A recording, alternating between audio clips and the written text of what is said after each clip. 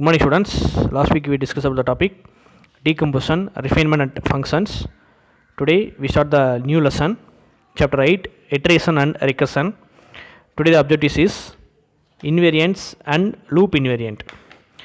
So after learning the concepts in this chapter, the students will be able to know the concepts of variance and invariance used in algorithm techniques. So apply algorithm techniques in iteration and recursion process. So நான் வந்து இது வரைக்கும் நம்ம algorithm எப்படி வந்து நம்ம form பண்ணணும். So next second வேல்யூம்னா C++ ப்ரோக்ராமிங் படிக்க போகிறோம், ஒரு ப்ரோக்ராமிங் லாங்குவேஜ். அதுக்கு முன்னாடி வந்து நம்ம அல்காரிதம் எப்படி ஃபார்ம் பண்ணணும், ப்ரோக்ராம் எப்படி ரைட் பண்ணணும் அப்படின்றத தான் பார்த்துட்ருக்கோம். So in this chapter 8 iteration and recursion, iteration and recursion வந்து எப்படி அல்காரிதம்ல நம்ம இன்வால்வ் பண்ணுவோம் அப்படின்றதான் அந்த சாப்டர் ஃபுல்லாக பார்க்க போகிறோம்.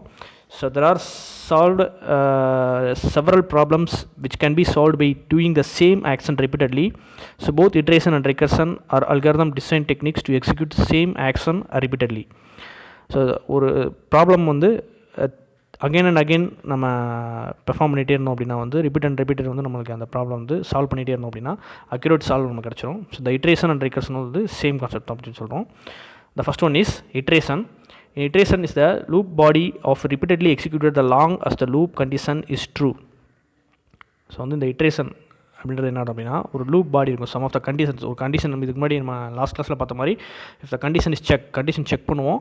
கண்டிஷன் செக் பண்ணி முடிச்சுட்டு கண்டிஷன் ட்ரூ அப்படின்னா வந்து ஸ்டேட்மெண்ட்ஸ் வந்து ஒர்க் ஆகும். ஸோ இந்த லூப் த இட்ரேஷன் அப்படின்றது வந்து த loop body.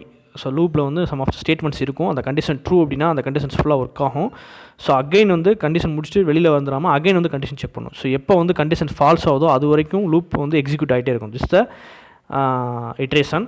So each time the loop body is executed, the variables are updated. So however, so இப்போ வந்து நம்ம கண்டிஷன் செக் பண்ணது, ஒரு டைம் செக் பண்ணது ஸ்டேட்மெண்ட்ஸ் ரன் ஆகுது, அகைன் போய் கண்டிஷன் செக் பண்ணுது. ஸோ ஒரு டைம் கண்டிஷன் செக் பண்ணால் full and full life long வந்து கண்டிஷன் செக் பண்ணிட்டு தான் இருக்கும், திரும்ப அந்த லூப் எக்ஸிக்யூட் ஆகிட்டு இருக்கும் அப்படின்றது இல்லாமல் ஸோ வந்து நம்மளுக்கு இந்த ஸ்டேட்மெண்ட்டில் வந்து சம் ஆஃப் த சேஞ்சஸ் நடக்கும். சம் ஆஃப் த சேஞ்சஸ் நடந்துச்சு அப்படின்னா கண்டிஷன் ஃபால்ஸ் ஆகிறதுக்கு சான்சஸ் இருக்குது. ஸோ அதை வந்து நம்ம உள்ளே கொண்டு வரணும் அப்படின்னு சொல்கிறாங்க.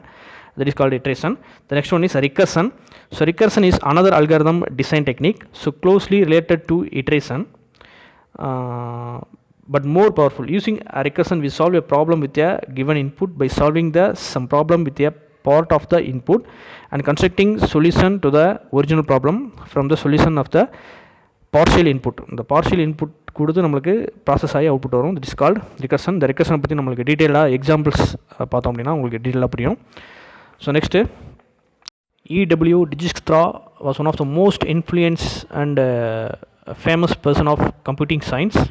He made a fundamental contribution of diverse areas such as programming language design, operating system and program design.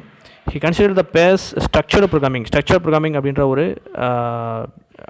Function வந்து இது பண்ணி கண்டுபிடிச்சி சாஃப்ட்வேர் இன்ஜினியரிங்கில் வந்து ப்ரொவைட் பண்ணார். ஸோ இவருக்கு வந்து 1972 வந்து ஒரு அவார்டு கொடுத்துருக்காங்க, ACM டர்னிங் அவார்டு அப்படின்ற ஒரு அவார்டு கொடுத்துருக்காங்க. ஸோ இவர் வந்து ஒரு தாட் சொல்கிறாரு. So computer science is no more about computers that astronomy is about telescopes. என்ன அப்படின்னா வந்து அஸ்ட்ரானமி வந்து டெலஸ்கோப்பை மட்டும் குறிக்கிறது இல்லை. ஸோ அதே மாதிரி கம்ப்யூட்டர் சயின்ஸ் அப்படின்றது வந்து கம்ப்யூட்டர்ஸை மட்டும் குறிக்கிறது இல்லை, அதை வந்து நிறைய வேர்ல்டு லெவலில் வந்து நிறைய யூஸ் பண்ணுறாங்க அப்படின்றத வந்து ஒரு தாட் சொல்கிறாரு. So next topic is invariance. So இன்வேரியன்ஸில் we have discussed about the 4 examples. The first example is the following assignment is executed with u comma v. U is 20 and v is 15. We can annotate before and after the assignment. See the screen. So u and v அப்படின்ற value அந்த அப்படின்ற வேரியபிளுக்கு 20, 15 அப்படின்ற value assign பண்ணியிருக்காங்க. So before u v பார்த்தோம் அப்படின்னா அந்த assignment statement வந்து run பண்ணுறதுக்கு முன்னாடி ஸோ பிஃபோர் u v ஓட வேல்யூ 20, 15. See the screen, அந்த போல்டு லெட்டரில் தெரியுது. ஸோ செகண்ட் ஸ்டெப் பார்த்தோம் அப்படின்னா u, v அப்படின்றத வந்து அசைன் பண்ணுறாங்க. என்ன பண்ணுறாங்க அப்படின்னா u அப்படின்ற வேல்யூவுக்கு ஒரு 5 அப்படின்ற வேல்யூ இன்க்ரிமெண்ட் பண்ணுறாங்க, v அப்படின்ற வேரியபிளுக்கு ஒரு 5 அப்படின்ற வேல்யூ டிக்ரிமெண்ட் பண்ணுறாங்க. ஸோ +5 and -5 பண்ணுறாங்க. ஸோ அது அந்த ஆப்ரேஷன் பெர்ஃபார்ம் ஆனதுக்கப்புறம் ஸோ ஆஃப்டர் u, v எப்படி வந்து சேஞ்ச் ஆகுது அப்படின்னா u வந்து 20 ஆல்ரெடி 20 இருக்குது, 20 + 5 25 அப்படின்னு சொல்லிட்டு வேல்யூ சேஞ்ச் ஆகுது. ஸோ v வந்து ஆல்ரெடி 15 இருக்குது. ஸோ இந்த ஸ்டேட்மெண்ட்டில் -5 பண்ணுறதுனால 15 - 5 10 அப்படின்ற வேல்யூ வந்து அசைன் ஆகுது. So after assignment u, v 25, 10. Next, see the screen. So before u plus v, so by u and V அப்படின்ற வேல்யூவை அடிஷன் பண்ணுறாங்க. So before U plus V ஸ்டார்டிங்கில் வந்து 20 + 15 இருக்குது, அது ரெண்டையும் ப்ளஸ் பண்ணுறப்ப 35 அப்படின்ற வேல்யூ வந்து நம்மளுக்கு கிடைக்குது. So after UV, so you வந்து 25, வி வந்து 10. ஸோ அந்த ஒரு டிக்ரிமெண்ட் அண்டு இன்க்ரிமெண்ட் அப்படின்ற வேல்யூ நம்ம அசைன்மெண்ட் பண்ணதுக்கப்புறம் இப்போ வேல்யூ என்ன அப்படின்னா 25 + 10. ஸோ இப்பயும் பார்த்தோம் அப்படின்னா சேம் ஆன்சர் வருது. ஸோ எந்த சேஞ்சஸுமே கிடையாது. Before U plus V is equal to 35. So after u plus v also 35. So see the screen, before u plus v is equal to 35, u v அப்படின்றது ஒரு அசைன்மெண்ட் ரன் பண்ணுறாங்க. So யூவில் வந்து 5 அப்படின்ற value increment ஆகுது, v அப்படின்றதுல வந்து ஒரு -5 அப்படின்ற வேல்யூ டிக்ரிமெண்ட் ஆகுது. So after u plus v the same answer will be produced 35. So we can say u plus v is an invariant. So இப்போ வந்து invariant, it is 34 before and after. So operation perform பண்ணதுக்கு முன்னாடியும் perform ஆனதுக்கு அப்புறமும் same 35 அப்படின்ற value ரெண்டாவது. இதுதான் வந்து நம்ம இன்வேரியன்ட் அப்படின்னு சொல்லி சொல்கிறோம். The next one example is, if we execute the following assignment with p, c 10, 9, after the assignment u, v 11, 10. See the screen, the bold letter before p, c is equal to 10, 9. So p, c அப்படின்றதுக்கு வந்து plus ஒரு value வந்து increment பண்ணுறோம். பிக்கு வந்து ஒரு value increment, சிக்கு வந்து ஒரு value increment. So after execute the statement, so B C is equal to 10 + 1 11 அப்படின்ற வரும், 9 + 1 10 அப்படின்னு சொல்லிட்டு வரும்.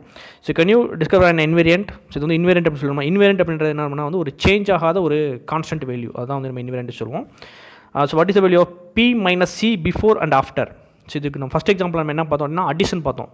ஸோ யூவி அப்படின்னு சொல்லிட்டு பிஃபோர் ஆஃப்டர் பார்த்துட்டு யூவியும் வியும் அடிஷன் பண்ணோம். ஸோ ஹியர் சப்ட்ராக்ட் பண்ணுறோம். So before B - C, so ஸ்டார்டிங்கில் வந்து வேல்யூ வந்து 10, 9 இருந்துச்சு. அப்போ 10 - 9 is equal to 1. So after B - C, so B வந்து பிசி வந்து நம்ம சேஞ்ச் பண்ணதுக்கப்புறம் ஆஃப்டர் என்ன வரும்னா, ஸோ பி வந்து 11, சி வந்து 10. அப்போ 11லேருந்து 10 மைனஸ் போச்சு அப்படின்னா வந்து remaining 1. So we find the p - c is equal to 1. So பிஃபோரும் ஆஃப்டரும் சேம் வேல்யூ வந்து ஜென்ரேட் ஆகுது. The number is 1. So this is also invariant அப்படின்னு சொல்லிட்டு நம்ம ஃபைண்ட் பண்ணிடுறோம். So the next one example, we can proof அந்த p - c வந்து இன்வேரியண்ட்டாக அசைன்மெண்ட்டாக இருக்கணும் அப்படின்னு சொல்லிட்டு ப்ரூவ் பண்ண சொல்கிறாங்க. So see the screen. So first one is the B, C is equal to p + 1 and c + 1. So பிக்கு வந்து ஒரு வேல்யூ இன்க்ரிமெண்ட் பண்ணுறோம், சிக்கு வந்து ஒரு வேல்யூ இன்க்ரிமெண்ட் பண்ணுறோம். இதில் நம்ம வந்து வேல்யூ எதுவுமே நம்ம கொடுக்கல. இதுக்கு முன்னாடி 2 எக்ஸாம்பிள்ஸ் வந்து வேல்யூ ஜென்ரேட் பண்ணோம், 20, 15 அண்டு 10, 9 சொல்லிட்டு நம்ம வேல்யூ பண்ணுறோம். பட் இதில் வந்து நம்மளுக்கு எந்த வேல்யூமே பண்ணாமல் நம்மளுக்கு ஒரு 2 வேல்யூ இருந்துச்சு அப்படின்னா அந்த 2 வேல்யூ இன்வேரியண்ட்டாக இருக்கணும் அப்படின்னு சொல்லிட்டு நம்மளுக்கு ப்ரூஃப் பண்ண சொல்கிறாங்க. So see screen, B, C, பிக்கு வந்து ஒரு வேல்யூ இன்க்ரிமெண்ட் பண்ணுறோம், சிக்கு வந்து ஒரு வேல்யூ இன்க்ரிமெண்ட் பண்ணுறோம். Let B, C is equal to அது ரெண்டு என்ன பண்ணுறோம்னா மைனஸ் பண்ணுறோம், பி - சி. ஸோ நெக்ஸ்ட் இந்த போல்ட் லெட்டரில் இருக்கிறத பாருங்கள், B of B, C. So BC அப்படின்றது என்ன பண்ணோம்னா பிக்கு வந்து ஒரு வேல்யூ இன்க்ரிமெண்ட் பண்ணுறோம், அந்த ப்ராக்கெட்டில் இருக்குது. சிக்கு வந்து ஒரு வேல்யூ வந்து இன்க்ரிமெண்ட் பண்ணுறோம். So here B - C. So B - சின்னு வர்றப்ப பி வந்து என்னது p + 1, மைனஸ் வந்து அப்படியே போட்டுக்கிறோம். இந்த தேர்ட் ஸ்டெப்பில் பார்க்கணும், இந்த போல்ட் லெட்டரில் இருக்கிற தேர்ட் ஸ்டெப்பு. ஸோ பி வந்து p + 1, அப்புறம் மைனஸ் சிம்பிள் அப்படியே போட்டுக்கிறோம். இந்த சி அப்படின்றதுல c + 1. ஸோ p + 1ஐயும் மைனஸ் c + 1 பண்ணுறப்ப அந்த மைனஸ் வந்து உள்ளே இம்ப்ளிமெண்ட் ஆகுது. அப்போ -c -1 ஆகும். ஸோ இந்த பக்கம் p பக்கத்தில் இருக்கிற ஒரு +1ம் c பக்கத்தில் இருக்கிற ஒரு -1ம் கட் ஆயிடுது. அப்போ p - c அப்படின்னு சொல்லிட்டு மட்டும் ஆன்சர் வந்துடுது. ஸோ இந்த p - c அப்படின்றது என்ன அப்படின்னா லெஃப்ட் சைட்லையும் p - c தான் நம்ம பண்ணுறோம். ஸோ ரைட் சைடில் நம்மளுக்கு அந்த நம்பர் ஆட் பண்ணதுக்கப்புறமும் நம்மளுக்கு என்ன கிடைக்குது அப்படின்னா p - c தான் கிடைக்குது. ஸோ இதை நம்ம வந்து ப்ரூவ் பண்ணிட்டோம். So p of p, c is a invariant assignment. The last one example, consider 2 variables m and n under the assignment m, n is equal to m + 3, n - n. So in the expression m + 3n and invariant. இப்போ என்ன சொல்லணும்னா invariant அப்படின்றது வந்து unchangeable thing. நம்ம என்ன process assignment நம்ம கொடுத்தாலும் அது சேஞ்ச் ஆகக்கூடாது. That is called invariant. இப்போ எண்ணுக்கு வந்து 2 அசைன்மெண்ட் கொடுத்துருக்கோம், m + 3, n - 1 சொல்லிட்டு 2 அசைன்மெண்ட் கொடுத்துருக்கோம். ஸோ இப்போ m + 3n, so m + 3n அப்படின்றது நம்ம இந்த வேல்யூ வந்து நம்மளுக்கு அப்டேட் பண்ணோம் அப்படின்னா இன்வேரியண்ட்டாக இருக்குமா இல்லையா அப்படின்னு சொல்லி செக் பண்ண சொல்கிறாங்க. see the screen. The first one is p m of m, n. So அடுத்து பார்த்தோம்னா m + 3n. ஸோ இந்த லெஃப்ட் சைடில் வந்து நமக்கு ரெட் இங்கில் வந்து 1, 2, 3, 4, 5 சொல்லிட்டு போட்டிருக்கேன். ஸோ அதை வந்து நீங்கள் பார்த்துட்டே வாங்க, அதை வச்சு சொல்கிறேன்.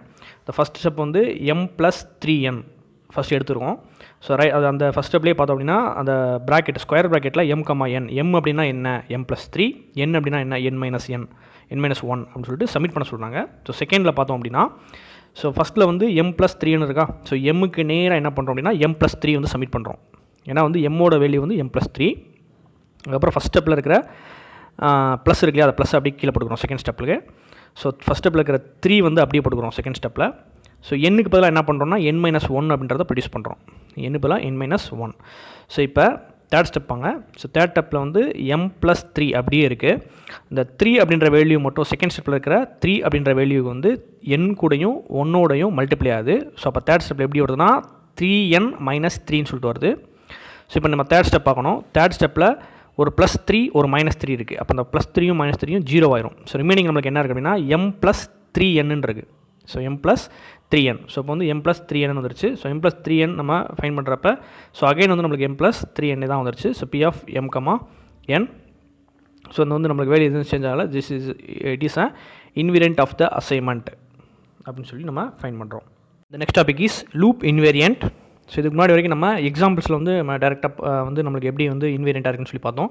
ஸோ இப்போ லூப் இன்வேரியன்ட் அப்படின்றது வந்து நம்மளுக்கு கோடிங்கில் அல்காரிதம் ஃபார்ம் பண்ணுறப்ப, ப்ரோக்ராம் ஃபார்ம் பண்ணுறப்ப எப்படி லூப் இன்வேரியன்ட் அது அப்படின்னு சொல்லிட்டு நம்ம பார்ப்போம். சரி, loop L is an invariant of the loop body B, then L is known as loop invariant. So while சின்னு இருக்கு இல்லையா, அதுதான் வந்து கண்டிஷன் செக் பண்ணோம். செக் பண்ணிவிட்டு அந்த L அப்படின்றதுக்கு சென்டரில் B இருக்குது. Is the body of loop. அந்த பாடியில் வந்து நம்மளுக்கு சம் ஆஃப் ஸ்டேட்மெண்ட்ஸ் கொடுத்துருப்போம். இந்த கண்டிஷன் ட்ரூ அப்படின்னா அந்த ஸ்டேட்மெண்ட்ஸ் ஃபுல்லாக ரன் ஆகும். ஸோ ரன் ஆகி முடிச்சுட்டு அகைன் வந்து லூப்பை போய் செக் பண்ணோம், கண்டிஷன் வந்து செக் பண்ணோம். அகைன் ட்ரூவாக இருந்துச்சு அப்படின்னா அகைன் வந்து ஃபுல்லாக வந்து ஒர்க் ஆகும். ஸோ இந்த இப்போ வந்து நம்மளுக்கு எப்போலாம் வந்து கண்டிஷன்ஸ் ட்ரூவாக இருக்கும் அப்படின்னு சொல்லிட்டு ஒரு 4 ஸ்டெப்ஸ் கொடுத்துருக்காங்க.